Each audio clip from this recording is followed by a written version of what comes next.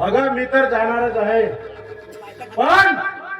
पण तो तुझा धीर त्या सागरला धडा शिकवूनच जाईल.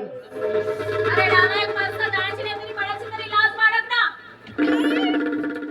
या सागरने अगं माझ्या इज्जतीपर्यंत पोहोचण्याचा प्रयत्न केला, पण नाही, त्याला माहित नाही की हा राघव दर्वे कोण आहे म्हणून.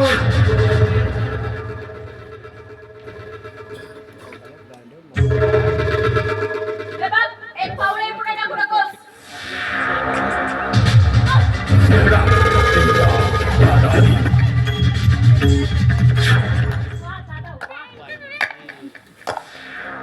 काय प्रतिमा होती माझ्या मनात तुझ्याविषयी, आणि तू काय निघालास? अरे आजपर्यंत मी तुला देव समजली, पण तू का सैतान निघाला, सैतान. वर मार स्वामी म्हणून या लोकांना सांगायची. तू नाही समजणार. सर्व समजले. माझ्यासारख्या जमीनदाराला अगं आपली पद प्रतिष्ठा कायम ठेवण्याकरिता असं करावंच लागते, ठेवायच लागते. म्हणून तू त्याचा बदला घेण्यासाठी सागर आहे ना, तू सांगितलीस ना मला, म्हणून त्याचा बदला घेण्यासाठी त्याच्या वहिनीची आपण उडायला निघाला तू. राजन, खबरदार, खबरदार, या पापी तोंडांनी माझं नाव घेतला तर आजपासून ही काजल तुझ्यासाठी मेली आणि तू माझ्यासाठी मेला. अरे आपले हे आज कृत्य बघून मला लाज वाटत आहे की तू माझा भाऊ आहे म्हणून. त्याग करते मी तुझ्यासारख्या भावाचा. नाही काजल,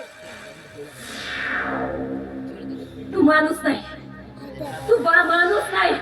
अरे तू ह्या गोर गरीब शेतकऱ्यांवर छळ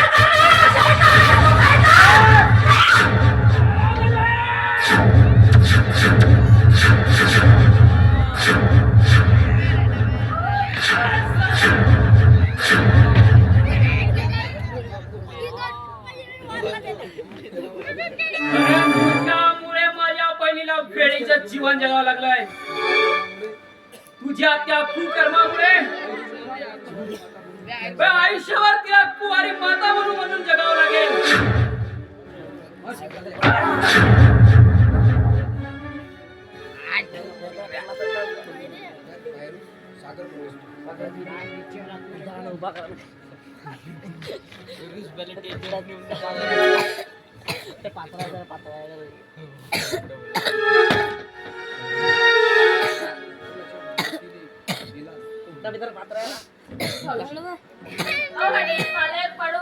अगदी पिठल्याच्या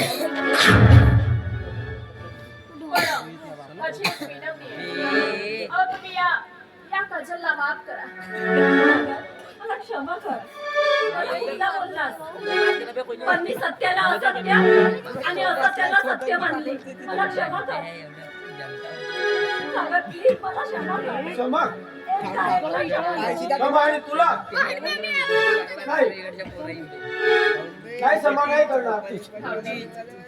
प्रेमामध्ये सगळं काही माफ करत असतो माणूस, आणि तिच्या भावाची कृत्याची शिक्षा तिच्याकडे मी माफी मागते तुम्हाला. या मुलीला माफ होय ठाऊची. तुम्ही बोलताय ठीक आहे, तुम्ही म्हणताय तर माफ करतो.